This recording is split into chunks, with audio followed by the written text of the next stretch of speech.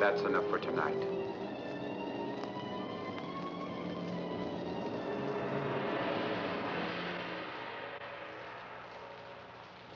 How do you feel?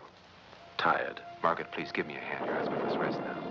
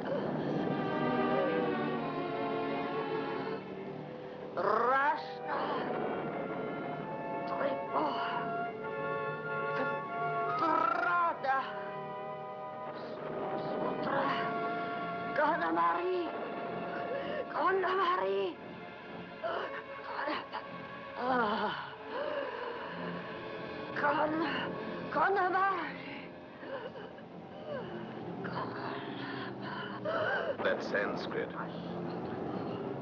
The black sign of death is on this house. Is on this house.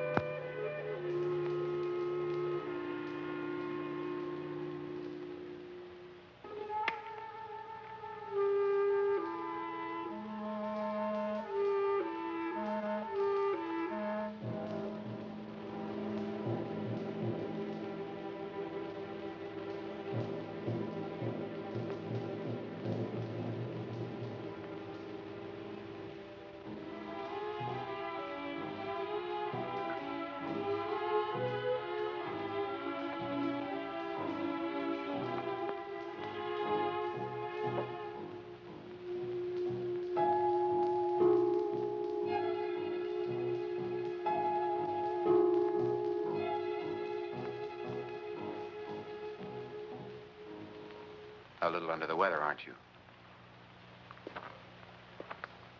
Take my advice and stop these seances. You get excited, your strength goes, and that isn't something you can afford to squander so lightly. I'd ask you to preach, Charles. They're my only interest in life now. By means of these seances, I can cross the border. The border of the spirit world to which I belong. You'll never get better if you go on like that. Better? I'll never get better. All I can hope for is a quick death. No. John. John, are you mad?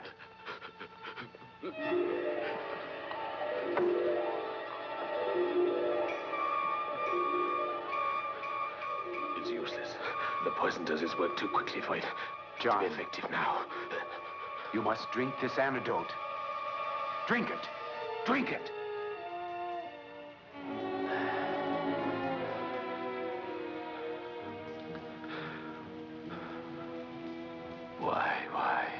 You really had me worried that time.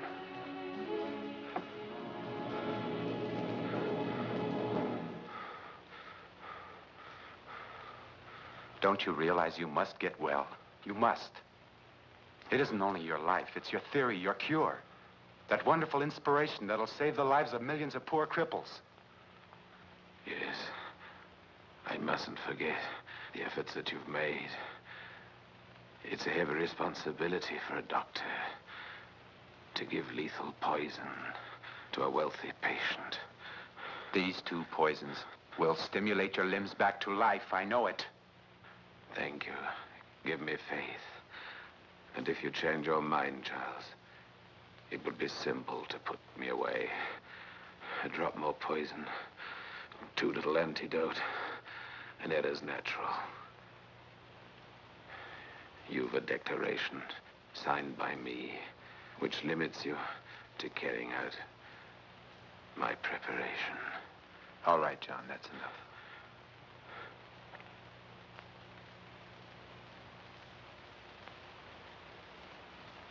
You must try to get some rest.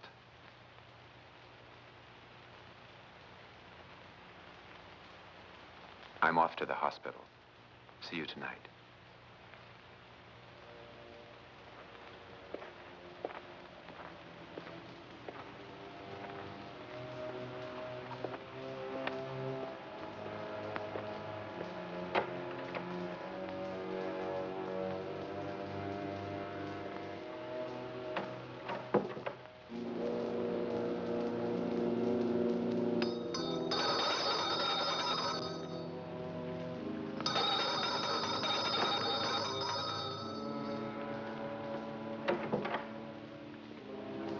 Come here, Catherine.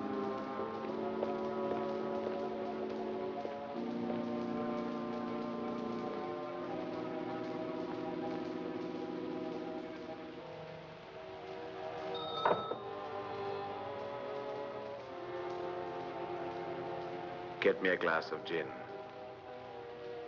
Over there. It's in the bookshelf.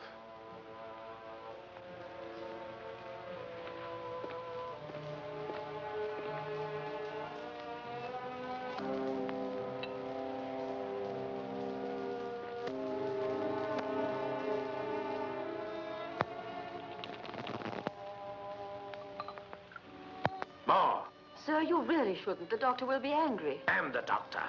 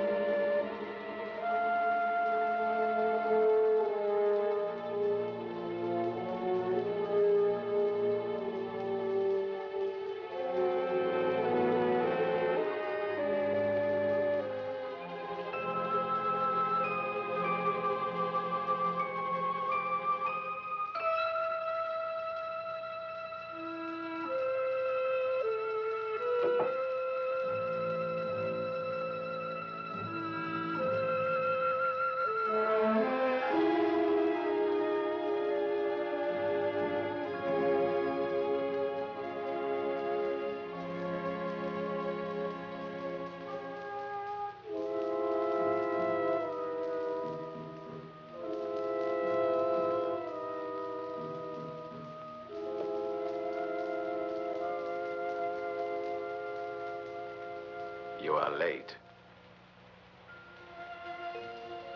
You were an unusually long time in the garden. I'm sorry, darling. But don't be cross. It was such a lovely day. Don't say that.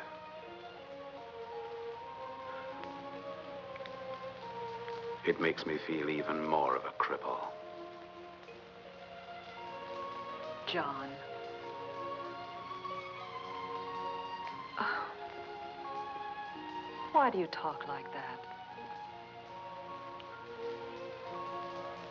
Because it's true.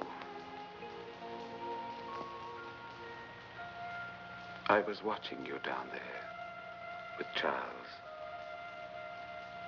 You were so remote, so far away from me, tied to this wheelchair. And you seemed so happy. I was happy because Charles was telling me you were getting better. Slowly, but surely. My friend Charles. The suave Dr. Livingstone. He is the exemplary, faithful friend. If you're jealous of him, why don't you send him away? He isn't the only doctor in Scotland. I know. But he's the only one who has dared to practice my cure on me. Then what are we arguing about? Doesn't my being near you, my loving you, help? Or mean anything to you at all? I'm sorry. My apologies.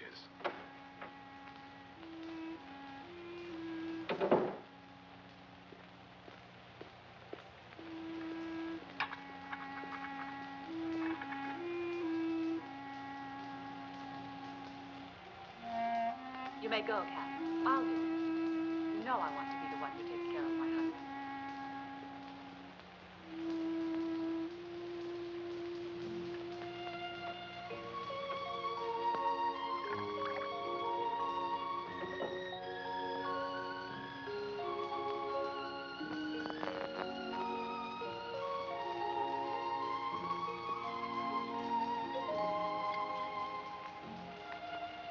There you are.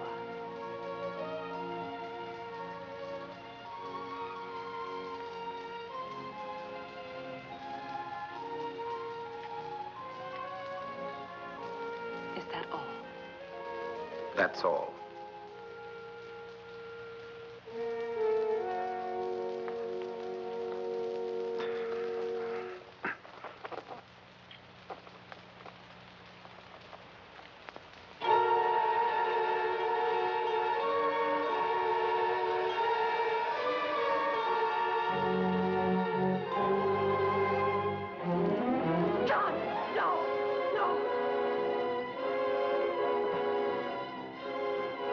You ought to have let me do it.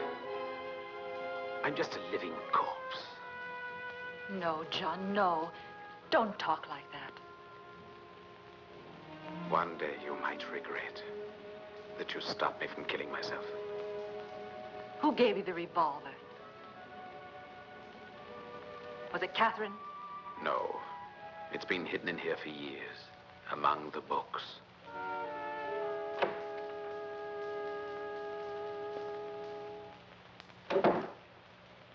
May I help, ma'am?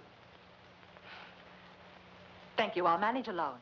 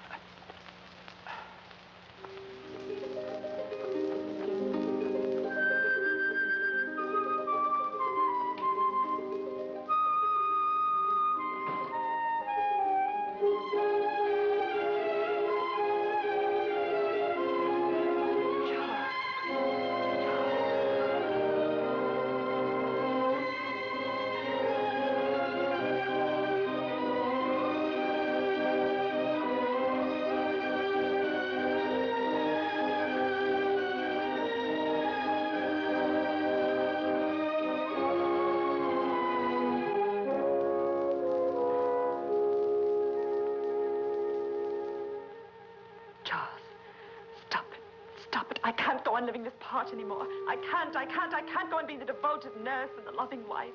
You've got to put an end to it, Charles. I can't even bear to touch him. I hate him. Help me. Help me. I beg you to put an end to it, Charles.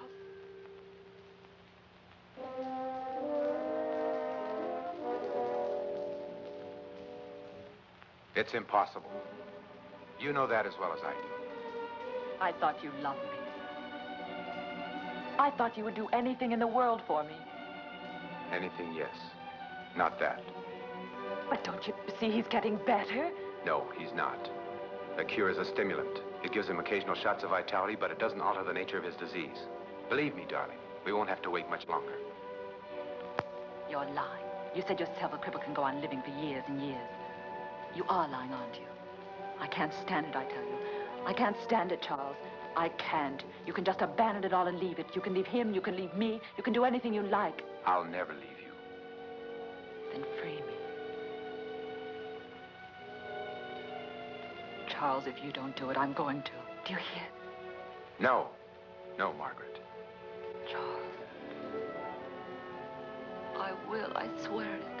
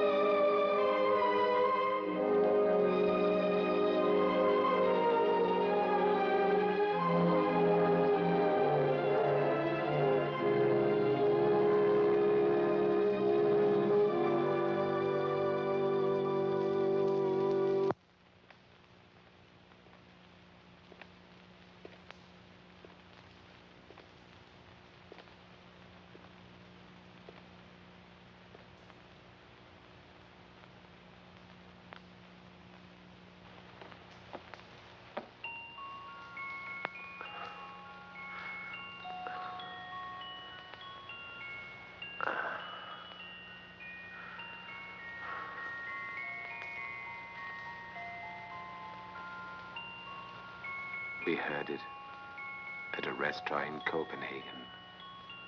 It was the first time I met you, remember? So long ago. Nearly 13 years. The waiter insisted on presenting us with a bottle of Dutch gin. I was a real man then. A doctor. Building a reputation, yes. And you? A beautiful, penniless young thing. Without a care in the world.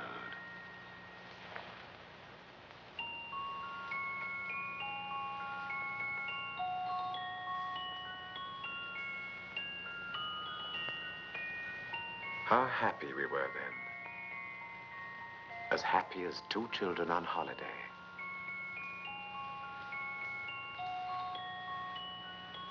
Don't move, darling, or I'll cut you.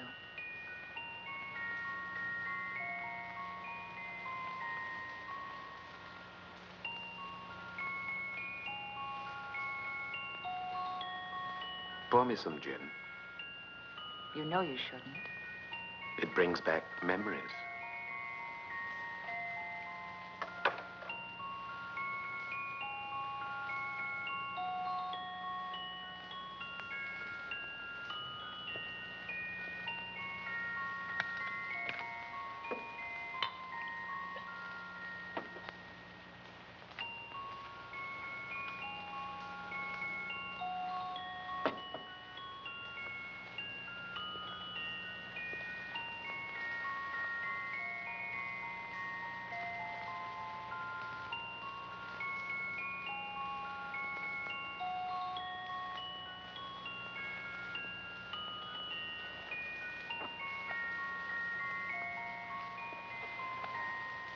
You have some too.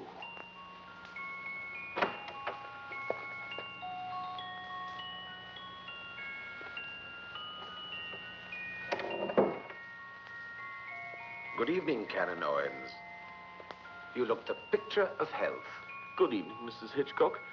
You too, my friend, are looking very well. I'm happy to say. Yes. I owe it all to my dear, devoted wife. And our good Dr. Livingstone. To the Dutch gin and to the memories evoked by a Viennese waltz.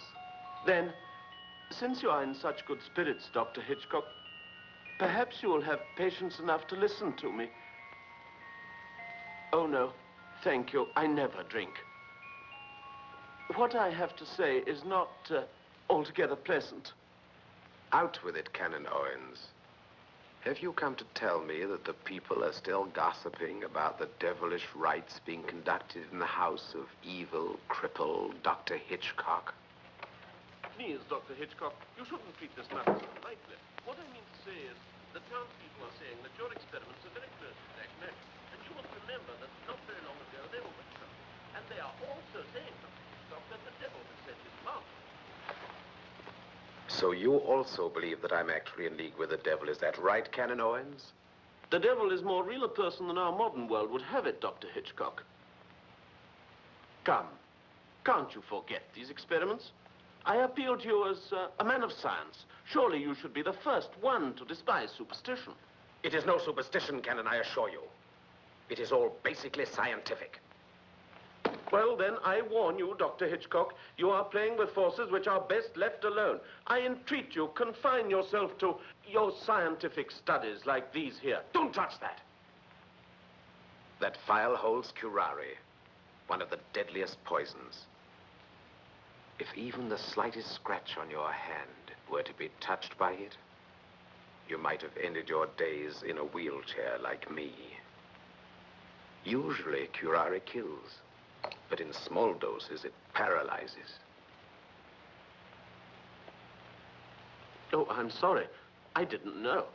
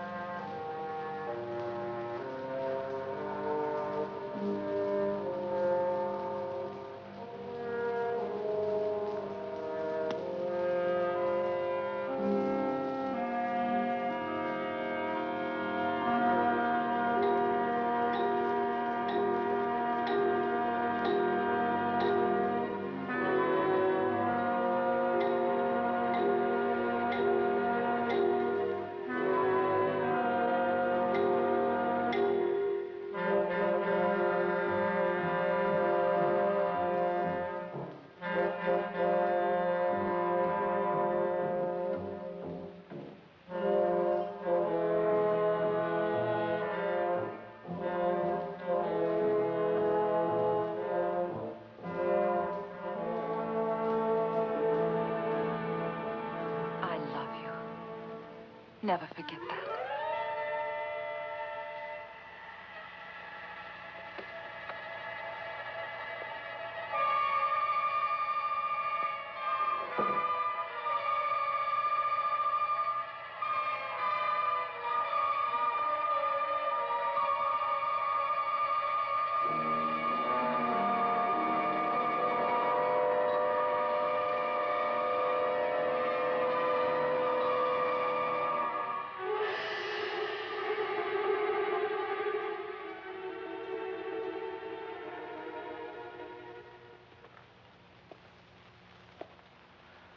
Just a minute, Charles.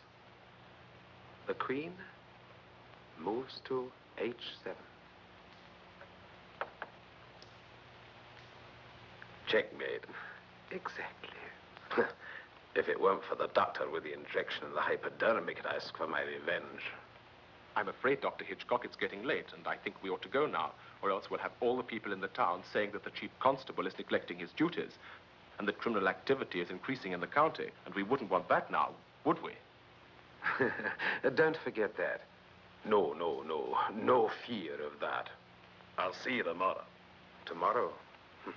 Who knows if I'll see tomorrow? When I was in Africa, a witch doctor said to me, "The day will surely come when the bright sun will no longer shine over the forest." Your medicine seems to put you in a bad mood. Why don't you give it up? Don't believe in medicine myself. As far as I'm concerned, I think it's an awful lot of nonsense. Not to me. I think that scientists should believe in their power to heal even cripples. Perhaps you're right. Good night. Good night, Dr. Hitchcock.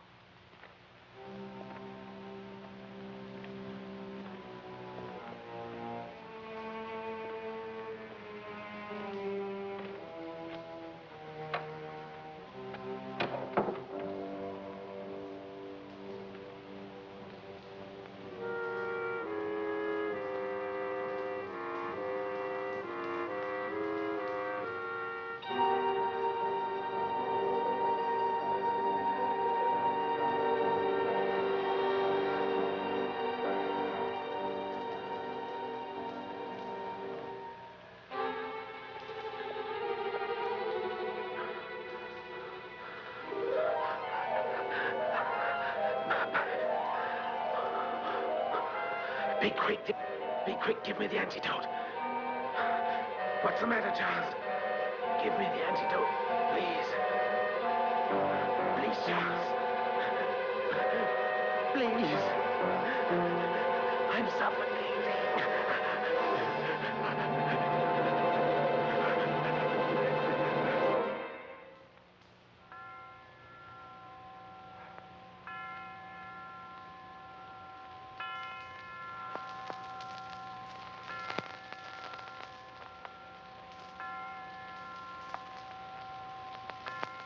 It's been an hour since I gave the injection. It should be over now.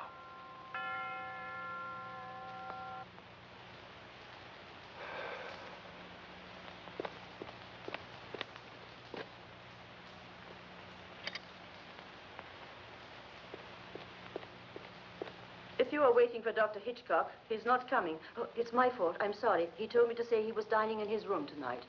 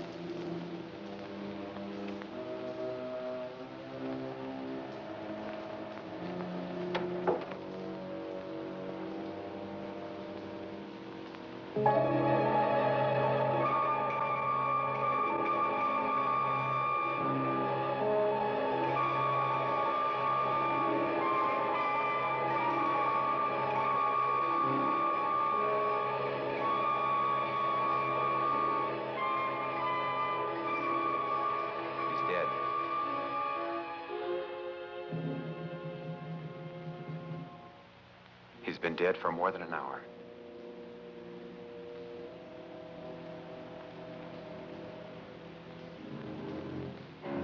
The Lord is my shepherd, I shall not want. He maketh me to lie down in green pastures.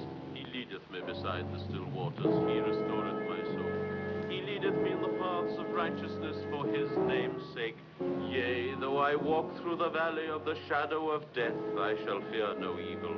For thy rod and thy staff, they comfort me. Thou preparest a table before me in the presence of mine enemies. Thou anointest my head with oil. My cup runneth over. Surely goodness and mercy shall follow me all the days of my life, and I will dwell in the house of the Lord forever. Amen.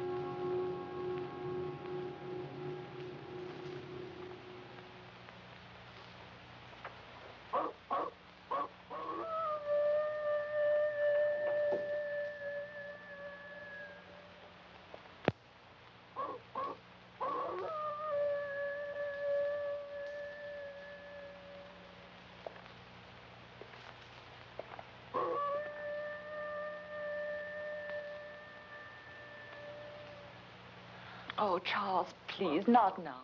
It's all right now. We've nothing more to fear. It's all over.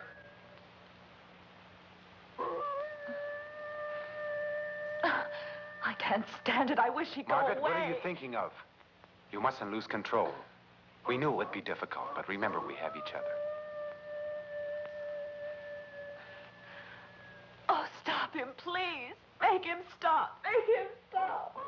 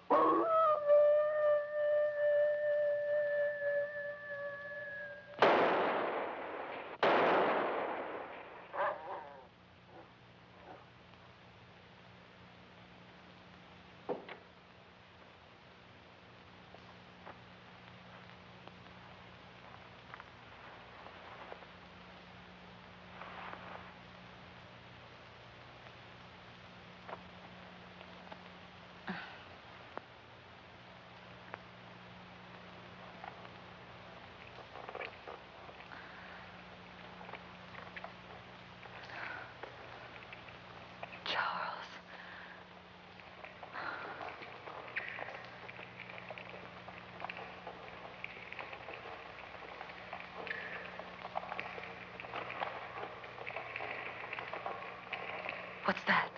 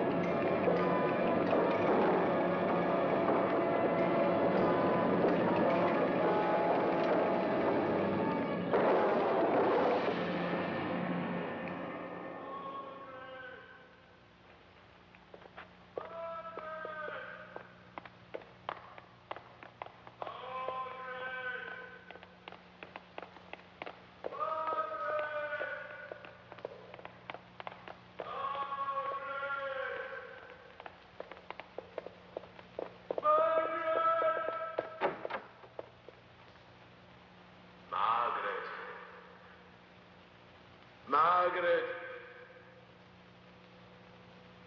Margaret!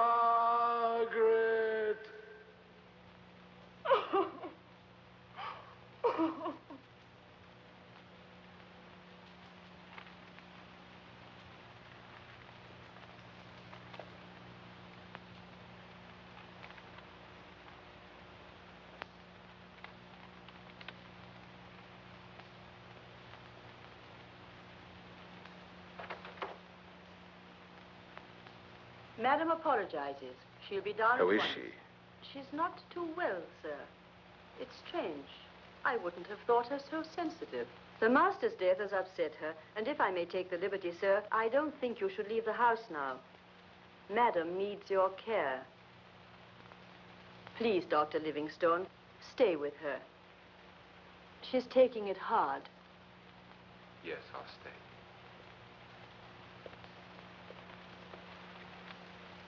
Good morning, Canon Owens. Good morning, Dr. Fisher.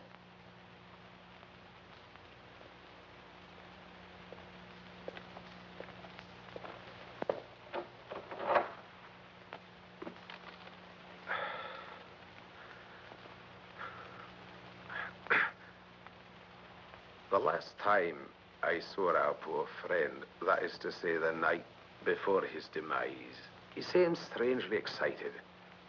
Before our usual chess game, he insisted on dictating his last testament. Dowbridge, November 4th, 1910. I, John Hichcock, sound of mind, am dictating this, my last will and testament, to my solicitor, Mr. Albert Fisher, of Fisher, Markley and McNabb, of 10 High Street, Dowbridge. Item 1, I bequeath my house with all it contains and the land on which it stands to my wife, Margaret Hichcock, née Whiteman, as a token of gratitude for her affectionate assistance, on condition that she keep in her employment my governess, Catherine Wood, to the end of her days. Item 2, 2/3 of the contents of my safe in bonds, shares, currency, and jewels, which is to say all that I have been able to save during my existence, should be given to the Home for Orphan Children, directed by Canon Owens in the recognition of the several instances in which his words as a friend and clergyman have brought balm to my troubled soul. The remaining 1/3 of my belongings shall become the property of my wife, who shall use them in any way she thinks fit. Item 3. All the books and documents pertaining to the studies I have conducted during my lifetime will be denoted to the Institute of Psychic Research in London. That's all. Now, Mrs. Hichcock, if you would kindly proceed to open the safe in my presence.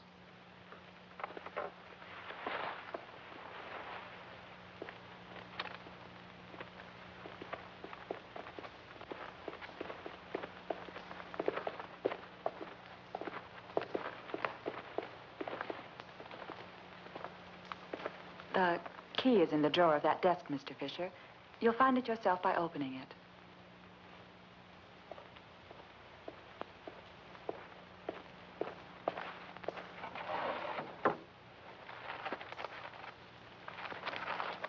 There is no key here, Mrs. Hitchcock.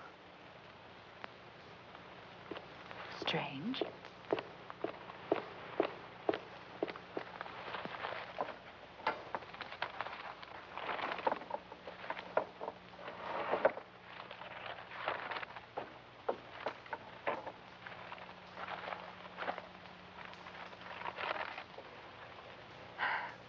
Catherine, do you know where the key might be? No, ma'am. But I remember the master always kept it in that drawer.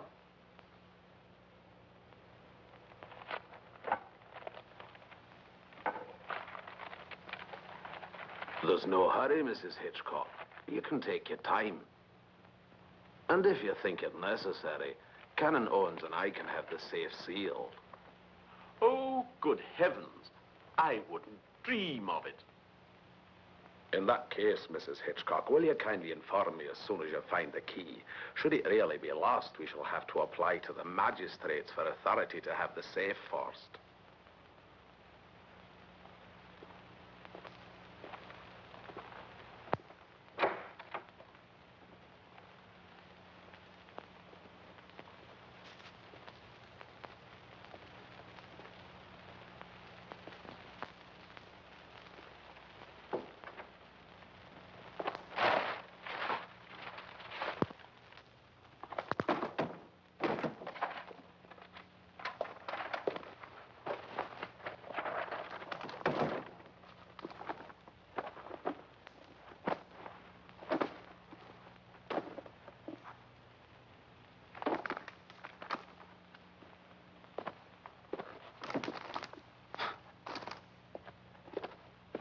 Well?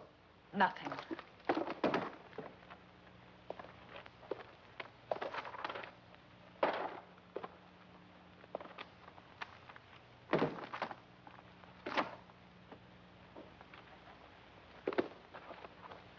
And yet it must be. It's bound to be somewhere.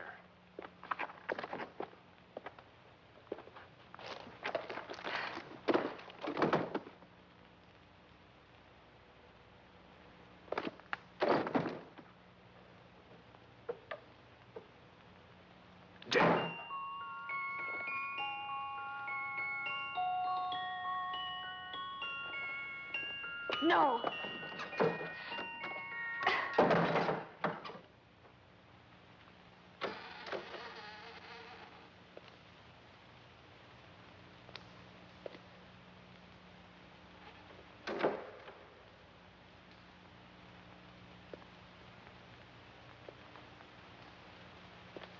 What is it, Catherine?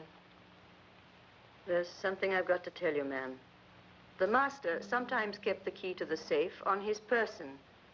I saw him myself put the key in his vest pocket a few days before he died. But in that case, it must still be in his coat. Oh, yes, ma'am. But it's the coat he was buried in.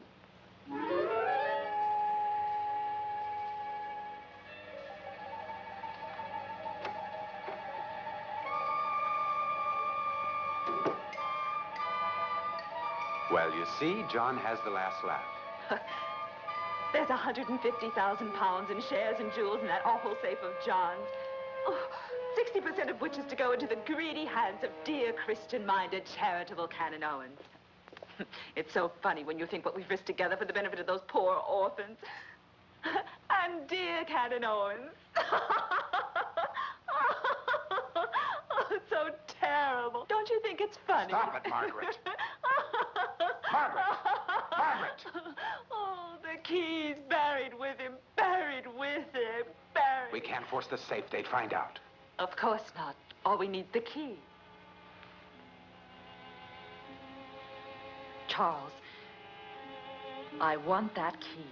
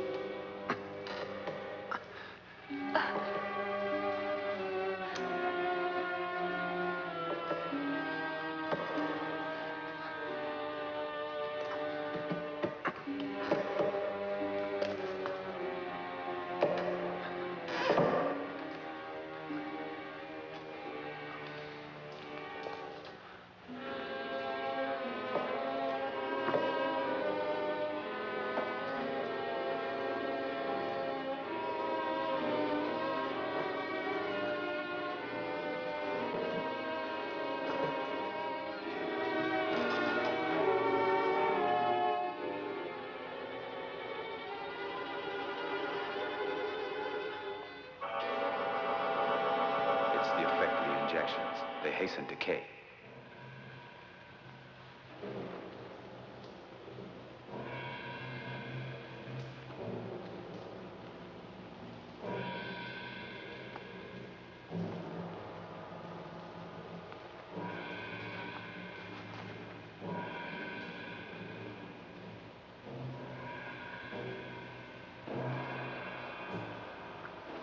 Here's the key.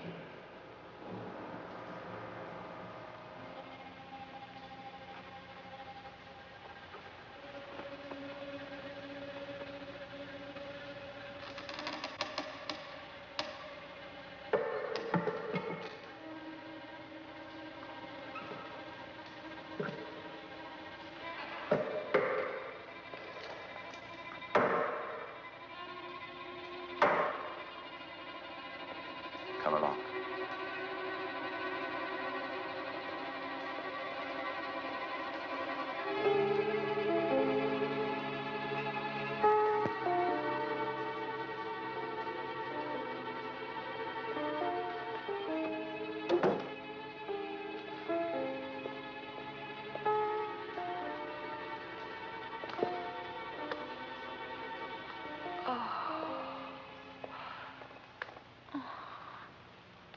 Margaret.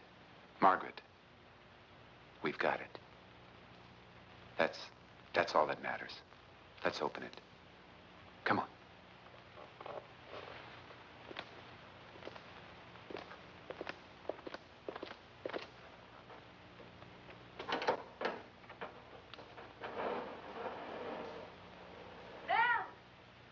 Darling, you must stop her. Don't let her come in. Go on.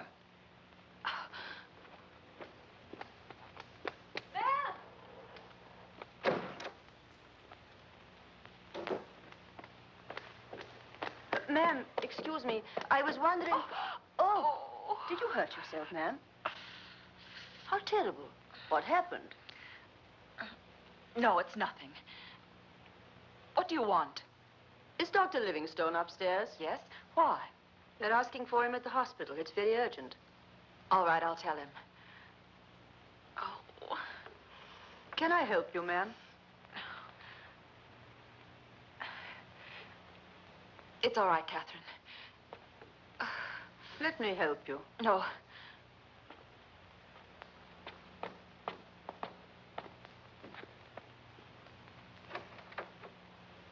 Charles, they want you at the hospital. What's happened? There's nothing there.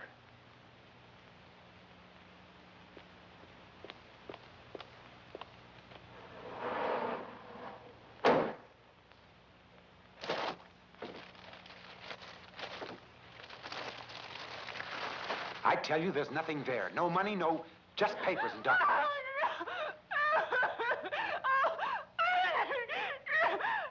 Margaret, stop it. Margaret.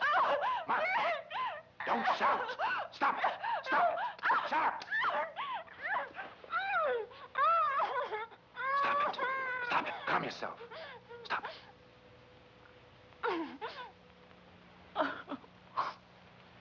Come on. Get up. It'll be all right. We'll find it sooner or later. Sit down.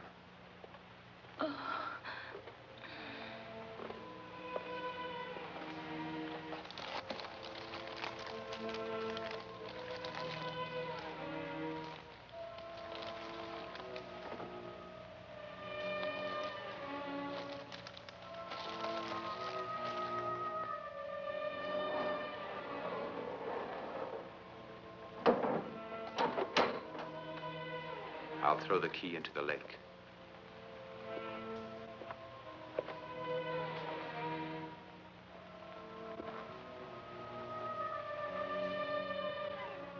I must go.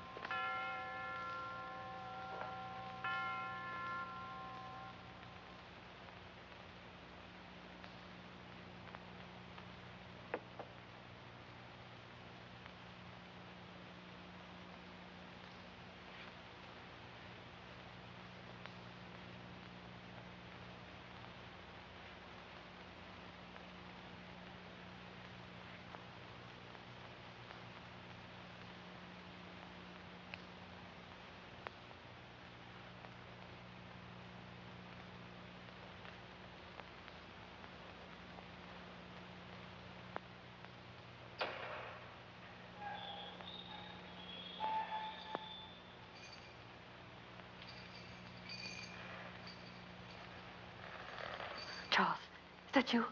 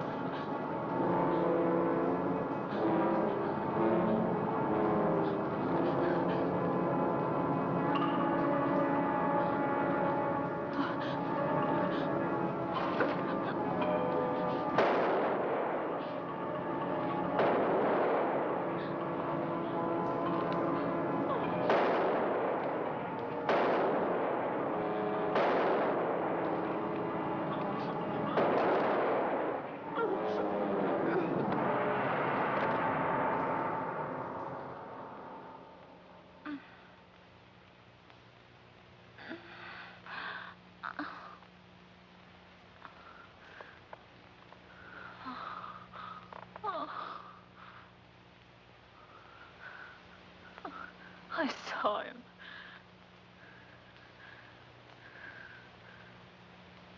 He was there. He was there. Behind the drapes. It was John. John, he was alive. I tried 4 or 5 times, but he kept on coming. It was horrible.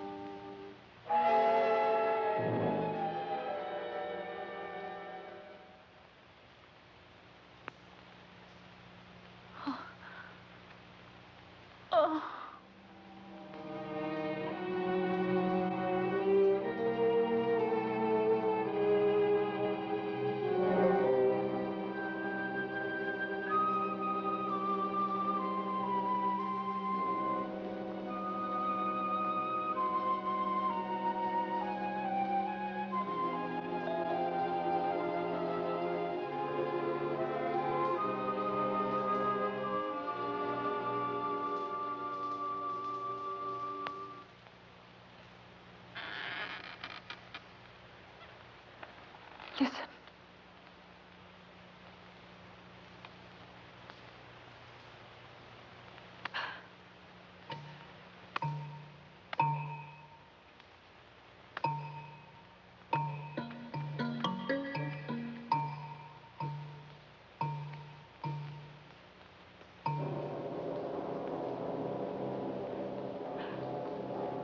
It's blood. It's blood. I'm going to see what it is. There must be an explanation. No, Charles. No, please. I must go. I won't be long. I'm frightened, Charles. I'm frightened.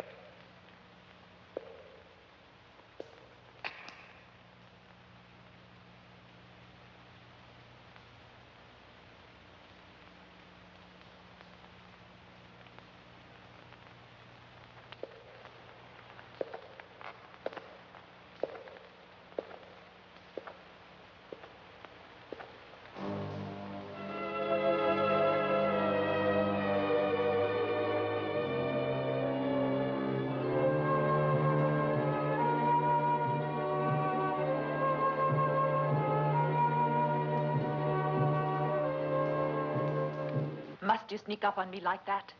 Excuse me, ma'am. Canon Owens to see you. He is waiting for you downstairs. What's he want? I don't know. He didn't tell me.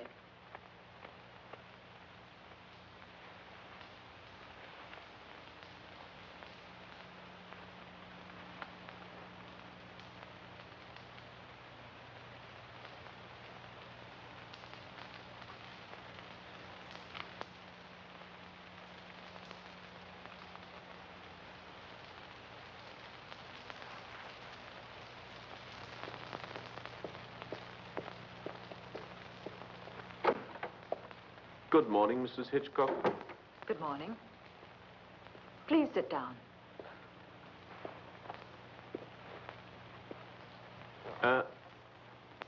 Oh, excuse me.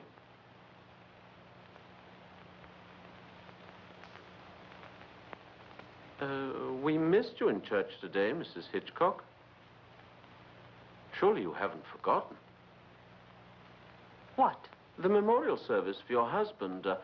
You know, we live in a small community, and... Will you come to the point, Canon Owen? Well, Mrs. Hitchcock, Dr. Livingston's presence in this house was necessary during your husband's life, in view of the state of his health. But now you will understand. A young, widowed lady, alone, in her deceased husband's house, a man, even though he is a trusted friend of the family. You mean the town would have it that Dr. Livingstone is my lover? Oh, dear me, Mrs. Hitchcock. The thought never entered my mind. But I thought it my duty to warn you that gossip... Let them gossip, Canon Owens. I have other things on my mind. I only meant well, Mrs. Hitchcock. No doubt you did. Good day. Good day.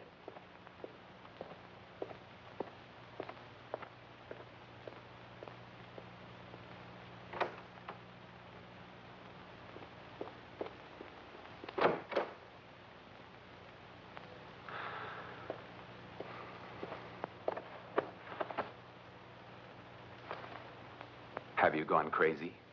What? First, you forget to attend a service in your husband's memory. Then the canon comes and you put his back up. You practically insult him. Charles, you seem to forget that it was he who insulted me by suggesting you were my lover. The fact is, it's the truth, my dear. And we don't want people to find out the truth, do we? I'm sorry, Charles, but what could I do? You should have thought about it first. We're playing a dangerous game, Margaret. You know as well as I do what one more stupid move like that'll bring us.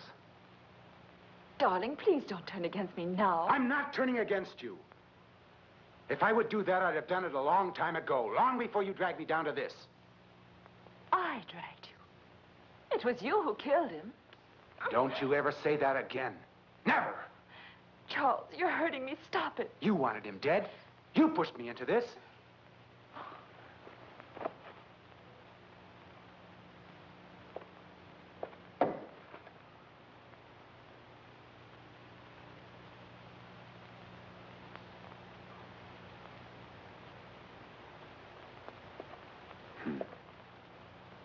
Margaret, forget it. My nerves must be going too. It's John coming back like this to these walls. He's much more between us now than he ever was alive. He's always here. I always feel him just over my shoulder. Sometimes I turn to try to catch him face to face. And he's not there. No one is.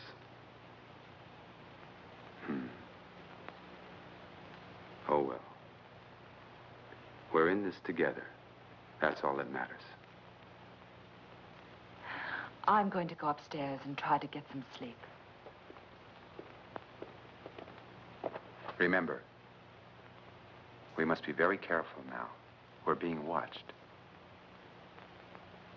You'd better go up and visit your husband's grave this afternoon.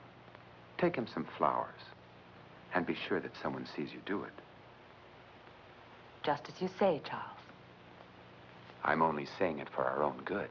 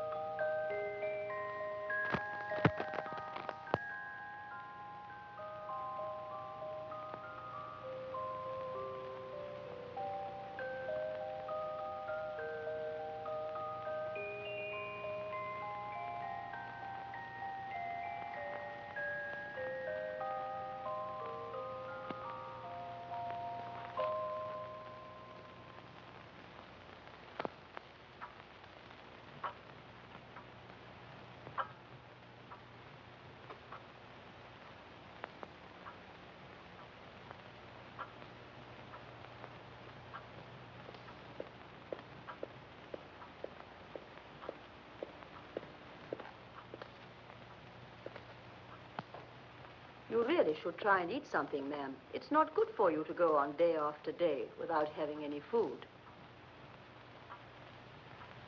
I don't want it.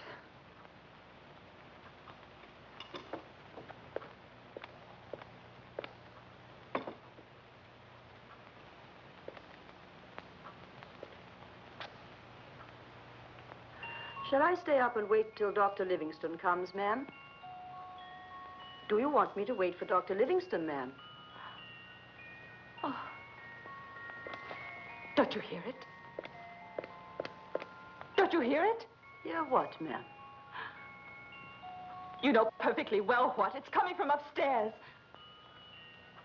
I can't hear anything, ma'am. You can. You're lying to me. Oh. Ma'am, what's the matter? Ma'am, ma'am.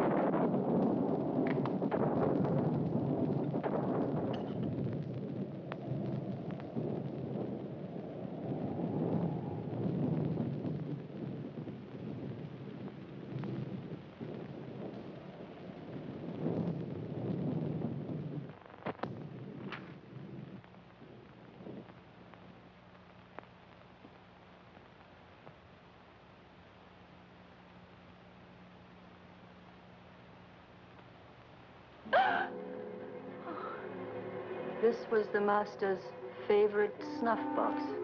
I found it in Dr. Livingston's room.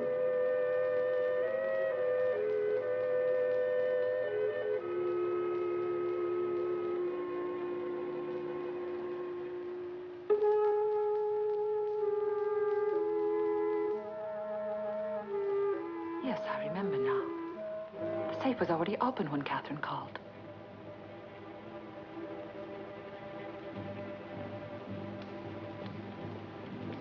And I left him alone. No, it's impossible. But the snuff box must have been in the safe. Oh, how stupid I've been.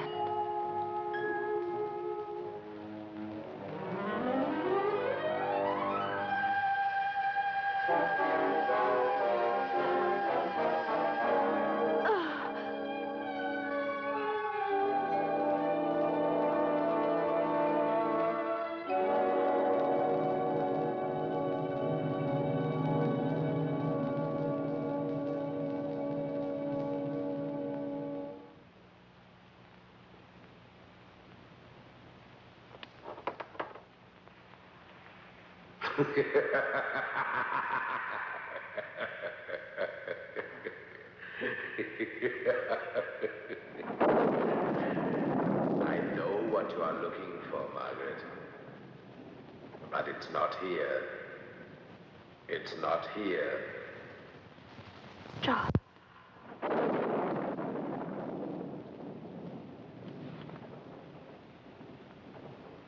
Well, Margaret, it's not here. It's hidden. Under the coffin. That's the hiding place. Under the coffin, under the stone slab. It's waiting for you. It's there. All you've ever wanted. Jewelry, money, Margaret. Wealth more than you've ever dreamed of. All that you've ever longed for, Margaret. All that you've ever longed for.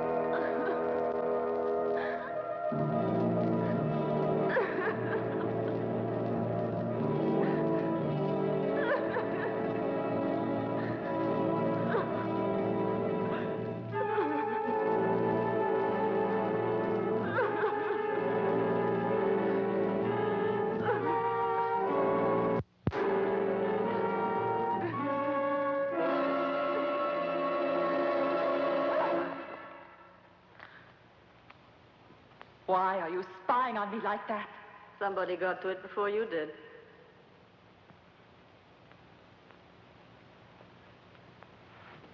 Who is doing these tricks?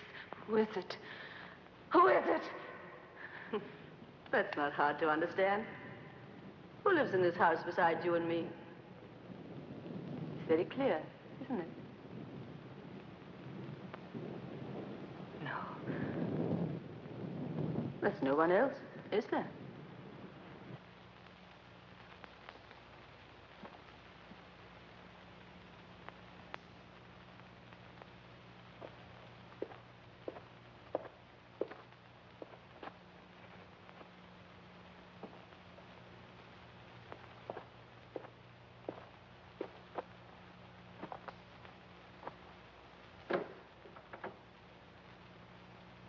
Charles.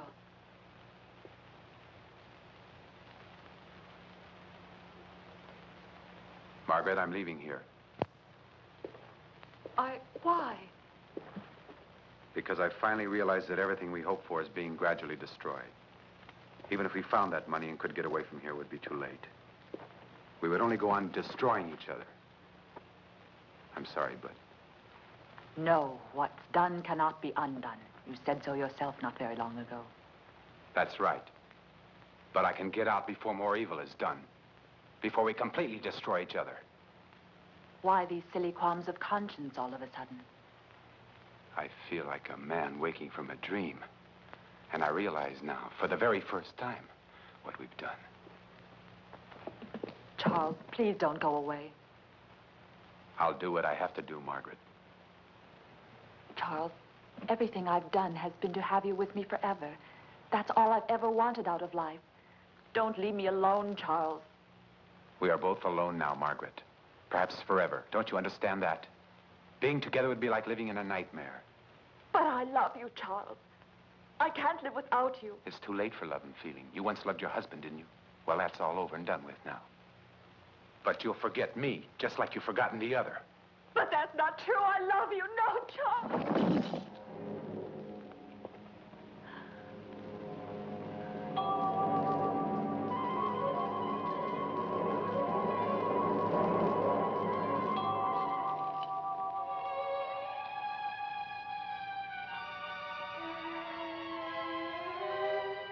And I didn't believe her.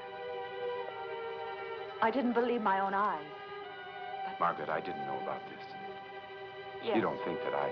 What should I think? What should I think, Charles? It's all quite clear now, ever since the very first thing when I left you alone with the safe. Oh, Are you crazy? No, I'm not a thief. Oh, yes, you are a thief. You What? deceive me. What are you talking about? Liar, I've got to know what you're talking about. I swear I didn't take them. Margaret! No, leave me alone. Stop it! Don't never lie. No, Margaret, stop it, will you? You crazy? I swear I didn't take them. I didn't know they were in my bag. So now you'll be convinced it's best we split up.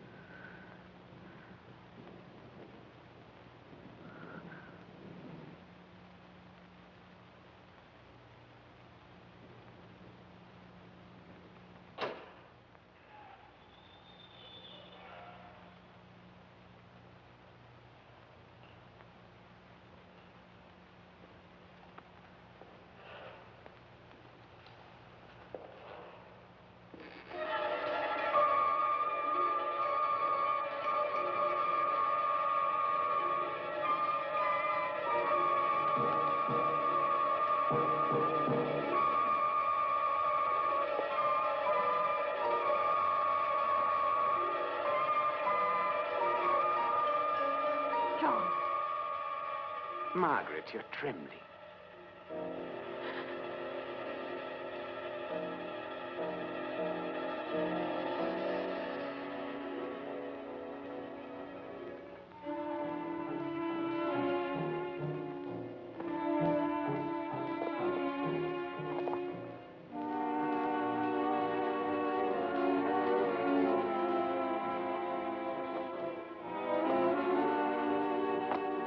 Perhaps you weren't expecting me.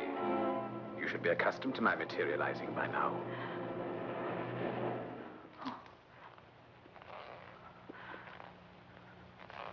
But this time it's really me, Margaret. Alive and kicking.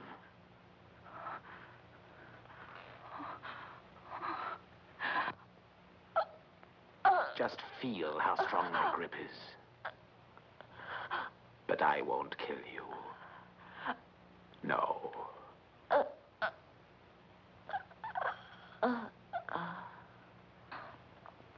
It would be too easy, my dear, for you to escape your punishment that way. When you were in the tomb, you cut yourself when you opened the jewel case, didn't you? Well, I smeared the hasp with poison. Curare. It paralyzes, you know. And now you'll be tied to that wheelchair like I was, and I'll be far away enjoying my wealth, which you and that poor idiot Charles were looking for so desperately. I had it all the time. Oh, I forgot to tell you.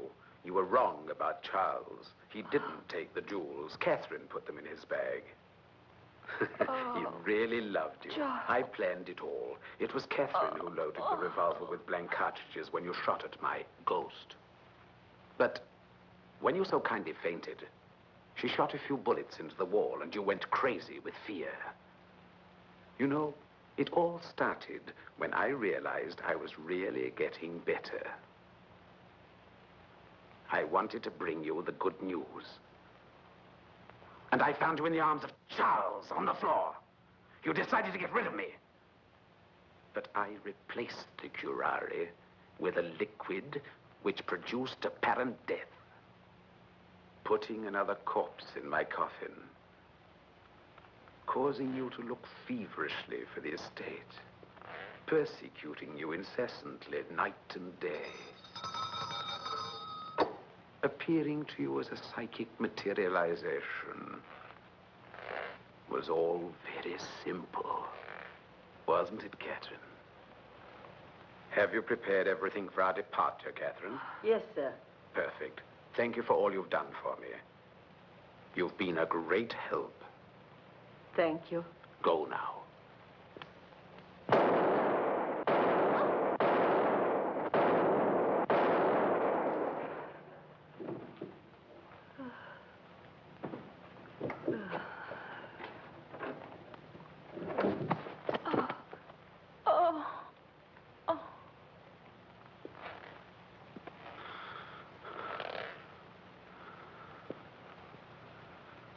I had to do it. There will be no witnesses.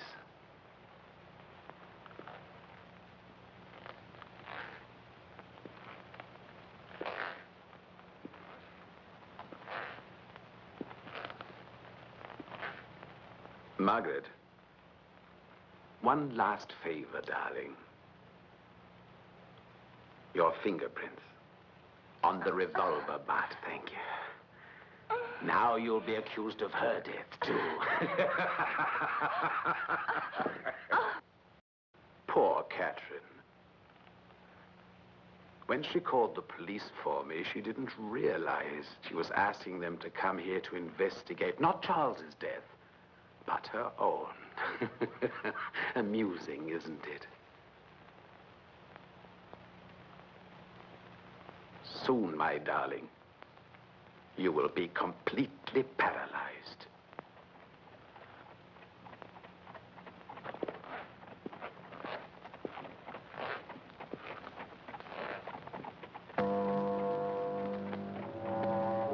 The police. They've arrived. I shall have to leave you, my dear, before I expected. I apologize. I apologize profoundly.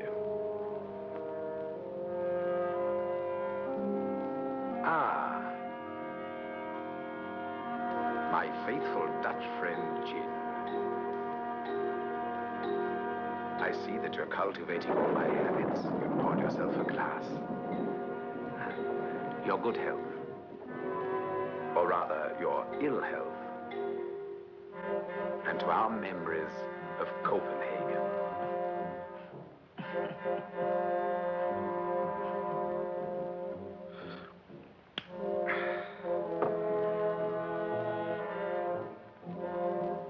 Pity you didn't know there was a secret passage in this room. We would have met frequently.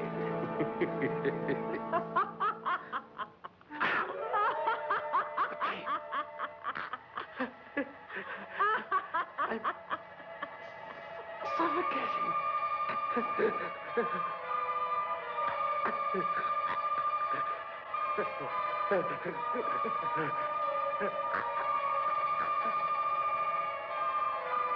That bottle there, on the table. Give me that bottle. It's an antidote. We can still save ourselves. Help me.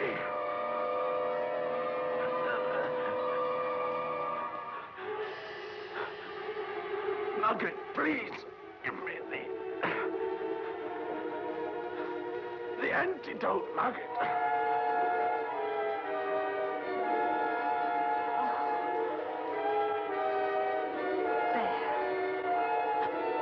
We'll save ourselves. We'll save ourselves. Give it to me.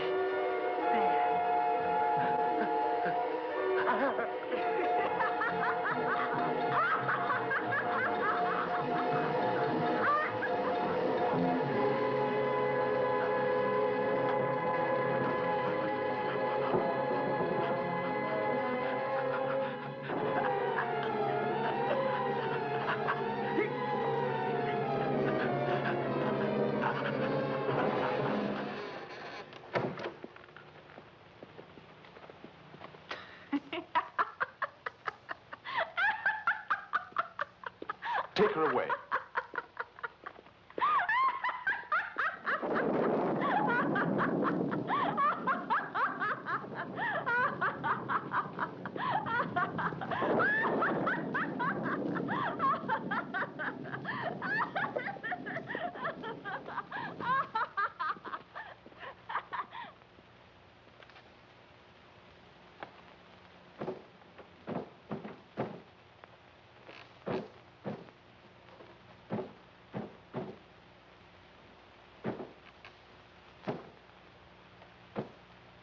I told you, Dr. Hichcock, the devil is a very real person.